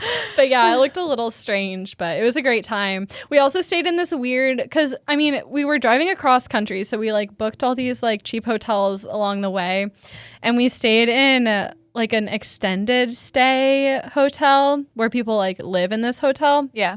And it's like no big deal, but it like stank like cigarettes and salmon because people were like cooking their dinners because that was like their apartment, but like it just, and like smoking, and it just like it stank in there, and I smelled like cigarettes and salmon for days. You know what? That's just part of the spice of taking a cross country. It really is. I've driven cross country with my family several times, and part of the charm is staying in places like that. Yeah, you have to have a little stink factor. You have to have like a little like almost like scary experience. Like moving to Memphis, the chains came off my tires that we were toting the car behind on my U-Haul, and it was like, oh, that was almost really bad. Oopsie. That could have been terrible. Your car could have rolled away and killed people. Literally, that would have put me in a psychiatric ward. Yeah. Because I was at my wit's end. You came this close. That close. And it's a miracle that I'm here functioning properly today. I'm glad we both made it. Me too. Let me find my place. So he was doing this, like hiding it from people, and like astonishingly, no one caught up with what he was doing. Like even though it was a small town, and they were doing things like they'd have to conduct shop inspections, and Marvin would just like put a tarps all over the bulldozer and tell people he was working on like random shit. Okay, that's literally me at 6 years old being like, yeah, Mom, my room's clean. And she's like, what if I check under the bed? Yes. I'm like, it's clean. It's just clean. like that. It's just like that. But imagine if your mom never checked under the bed and you were like, oh, God didn't want her to... God didn't want me to have a clean room. God didn't want me to get caught, so she didn't check under the bed. That's literally Marvin's rationale. He's like, oh, God didn't want me to be caught because I should have been caught. I'm doing this in a small town where everyone knows everyone. I'm holed up in this warehouse. for 24 hours a day. So does he have this mentality that he knows what he's doing, like there's something wrong, and that like he didn't think anything was wrong. He thought that God told him to do this and he was following directions and the town wronged him and he was getting his like rightful revenge. He so knew it was scary. wrong, though. He was saying, like, I wish God didn't want me to do this, but I realized, like, this is what I have to do and stuff. He was just like deep in mental illness. yeah. So on June 4th of 2004, it was ready. He sealed himself in the cockpit using his homemade armor with a custom crane that he built to lower this armor over the cockpit. And once he lowered the armor over the cockpit, there was no way of getting out. And he did not plan to get out. He then drove the Killdozer out of his shop and handed a list of people he was going to target. And that's the end of the learning journey. Thank you all for joining us. We don't want you to hear No, anymore. ma'am. No, ma'am. We're halfway through. I have a quote from him. He says, quote, "I think God will bless me to get the machine done, to drive it, to do the stuff I have to do. God blessed me in advance for the task that I'm about to undertake. It is my duty. God has asked me to do this. It is a cross I am going to carry, and I'm carrying it in God's name."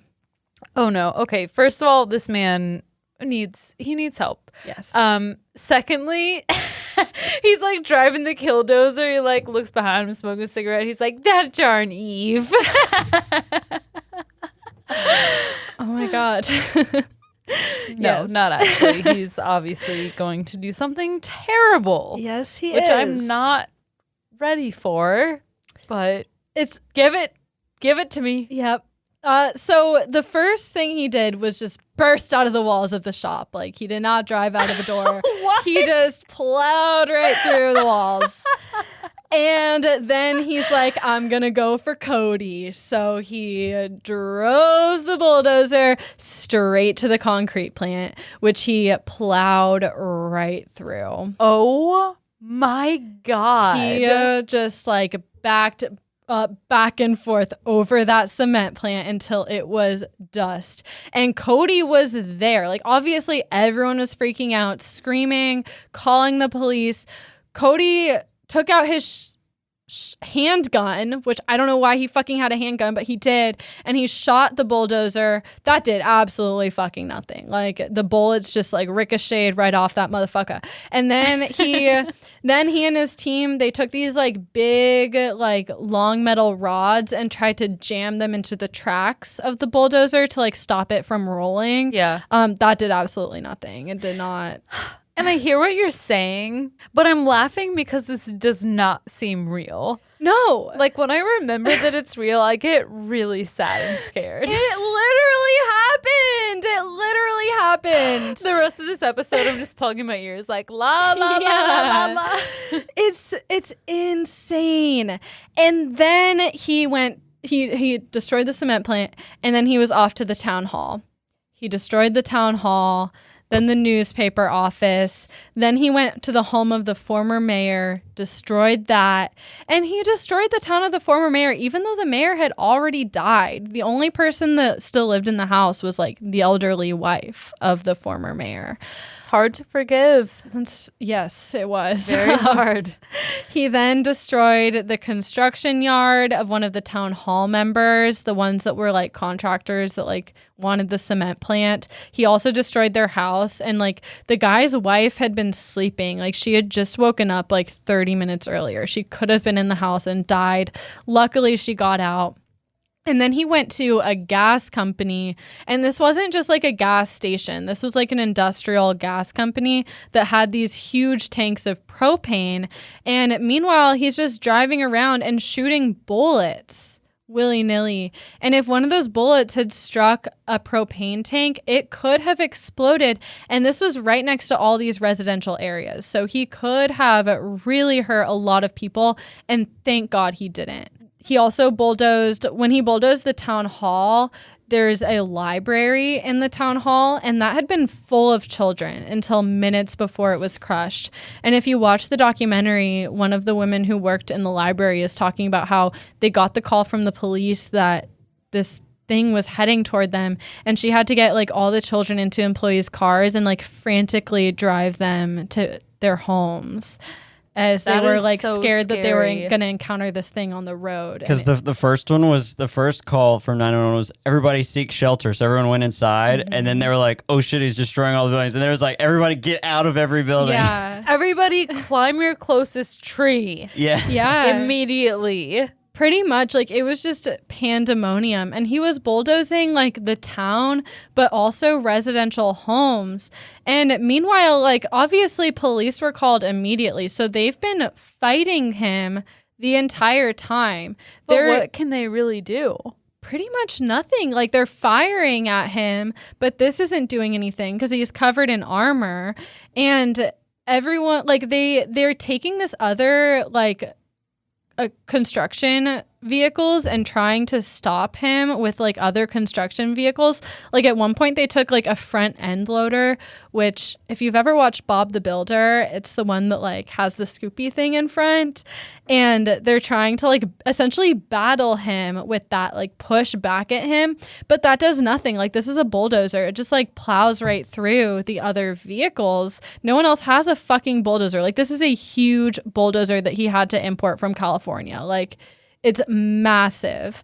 At one point, Sheriff Deputy Glenn Traynor he literally like himself, he just like climbed on top of the vehicle, and he was like climbing around on it while it was going around destroying the town, trying to find a gap in the armor to drop in a flashbang. I think it's like a small grenade, and he couldn't find a gap in the armor to drop it into. He ended up like shoving some of them up the exhaust pipe, but like that didn't do any damage. Okay, he's a hero. He tried to be, but like it didn't do anything.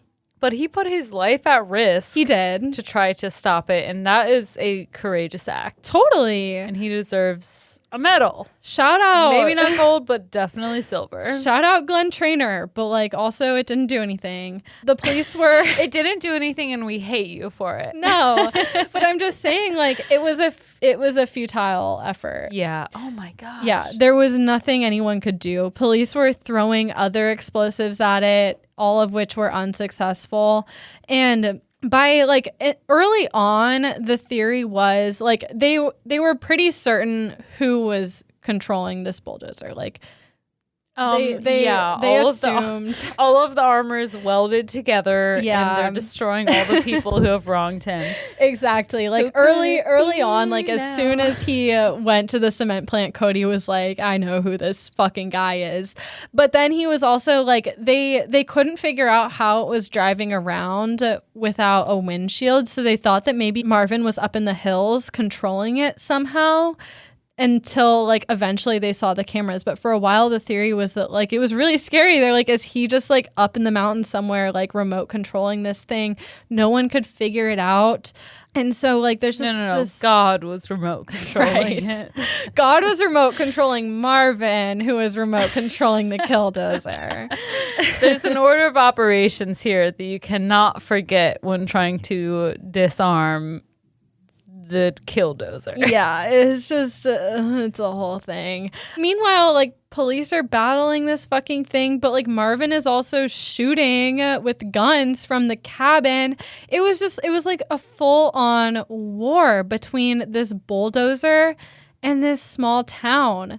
And this went on for a while until the Killdozer suffered a puncture to its radiator and it started to kind of lose steam. After that, it was destroying a hardware shop when the tread broke through into the basement of the hardware shop, and it kind of got stuck there. It couldn't move. So police started to close in on the vehicle. And by now it's silent. Like the entire time this thing is this is happening, people are describing like how scary it is to hear the like tread of this thing. Like it's making this loud noise and it's just really scary. And then now suddenly it's silent. Yeah. And I would never be a police officer. But if I was, that's the day I quit. Oh, for sure. Like, no 2-week notice. No. I'm outie. I'm like moving multiple states away. I'm not helping. No. And I'm scared. It's scary because like in the interviews, the police are like, yeah, we had no idea what to do. Like you're not prepared for something like this. And so police started to descend on the vehicle. They're closing in and they hear a single gunshot from inside the cabin. Marvin Heemeyer had died by suicide. In all, Marvin and his Killdozer destroyed 13 buildings and caused more than $7 million in damage. Did he take any human lives? No, miraculously. Oh my gosh, thank goodness. I know. Miraculously, no one died. The police used like what's called a reverse 911 system to tell people to evacuate. So they were tracing the route of the Killdozer and evacuating people. So that's actually like a really high point in this story is that Marvin was the only fatality, but like he did die and they weren't sure how to get his body out of the vehicle. They tried to just like look around and find a way in and they couldn't. The SWAT team had to come and they strapped their highest powered explosives to it. They went off. This was such a big explosion that it shook houses 3 miles away. However, that didn't even open the cabin. What? They said It didn't even dent it. It didn't even dent it. Oh my God, he is a good welder. Yeah, he was Best a really in town. best in town. They ended up having to use something called an oxyacetylene cutting torch to penetrate the armor. What if they were like, bring out the Coca-Cola and what are those little mints called? The Mentos. Right. And that's what they used to bust it open. Yeah, they just like spray it with Mentos and Coke.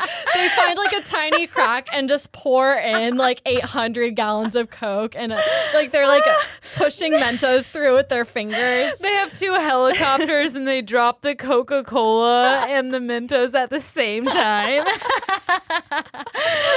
Oh my God. That probably would have done it. Honestly. American Tragedy brought to you by Coca-Cola. And yeah, like you helped me point out, there weren't any fatalities besides Marvin. We're not sure what his intentions are, if it were to kill someone or just to destroy property. But the bottom line is he easily could have killed an innocent person. Yeah, that thing is zooming. Yeah, it was fucking fast and huge. And obviously he was out for blood. Yeah, he was. I don't think he was trying not to kill people. Let's just say that. Yeah. I don't know. Yeah, because the police were like behind, you know, those concrete barriers on highways? Yeah. They were like behind some of those and he started shooting like 5-inch rounds at them. And then like they ducked out of cover and he ran over those concrete things and just like vaporized those concrete barriers. That's how powerful the thing was. This thing was, it was literally like, there was one point in the documentary where one of the police officers or something, he was like, yeah, I was going to the scene, like I was expecting to see a bulldozer, and then I got over the hill and I saw it and it looked more like a tank. Like it does. It looks exactly like a tank. Mm-hmm. It was crazy. After the event, the town just wanted to destroy the bulldozer. They wanted this out of their memory. They were all traumatized. And Marvin's body was cremated. His ashes were spread by his friends on a snowmobile ride. Before the event, Marvin had actually liquidated his assets. He had sold everything he owned. It all amounted, he had about $500,000 to his name, which is actually like a lot. And he gave everything to his dad before he even started this. And he did this to keep the town from being able to claim any of his money for the damages. So it seems like he knew how it was going to end. He did. And he sealed himself in there. He had no way of getting out. Yeah. So he planned to die in there. And this has obviously become famous on the internet. And if you're thinking like, I haven't heard of this, it was like really obviously it made national news for like a day. And then Ronald Reagan died the next day. And so that became the headline. And so it kind of got wiped out a little bit, but it still like has notoriety on the internet, on YouTube, and especially in anti-government communities, where he's kind of put on a pedestal as a folk hero who like stood up against like the bureaucracy that wronged him.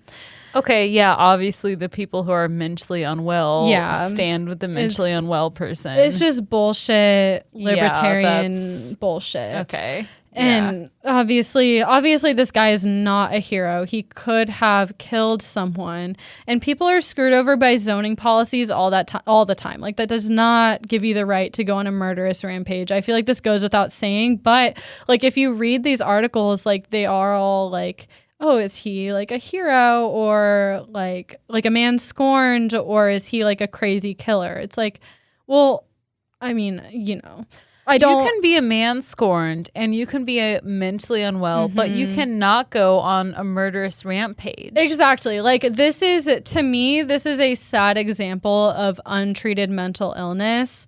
It is not an example of like a heroic mission going against the government that wronged you. Yeah. Imagine the alternative story in a hypothetical America where we have access to affordable and free healthcare, where you get to see a therapist and that's normalized. Yeah. And instead of all of this happening, he does, link up with Cody, and they do get sewage to him, and he is still the best welder in town. Yeah, it really is just like a slow decline of, I mean, it went on for over 3 years until he reached his breaking point. Like, and it is really sad to see. The documentary I watched is called Tread. It's on Netflix, and they do a really good job of kind of illustrating this demise of him and kind of just like showing you point A to point B. So if this interests you, I definitely recommend that documentary. The other sources I used were allthat'sinteresting.com and a sofrep.com article called Marvin Heemeyer, aka Killdozer, Folk Hero or Villain by Alex Hollings. But the bulk of my information came from that documentary. It's really, really good. Again, that's called Tread. It's on Netflix. Definitely check it out. And that is the story of the Killdozer. Thanks again to Daniel Faust. Oh my gosh. Thank you, Daniel Faust. Thank you, Miss Barnhart. That was an excellent lesson. That was crazy, but it's wild. I think if we've learned, hopefully one thing from this lesson is that your mental health is really important. Definitely. And it's just as important as your physical health, and it's something that needs to be taken care of. We know in America it's not always the, easiest thing to do. No. But do what you can, because who knows what could happen. We don't want another Killdozer accident. Yeah, please do not build your own Killdozer. And thank you so much for listening. If you enjoyed this, please rate, review, and subscribe on Apple Podcasts. Follow our socials. We are on TikTok. We are on Instagram. We are on Facebook. We are on Twitter. Find us in all of those places. Tell a friend about us, and maybe even head over to our Patreon and consider supporting us for some extra content. Thank you so much for listening. And 3, 2, 1, class dismissed.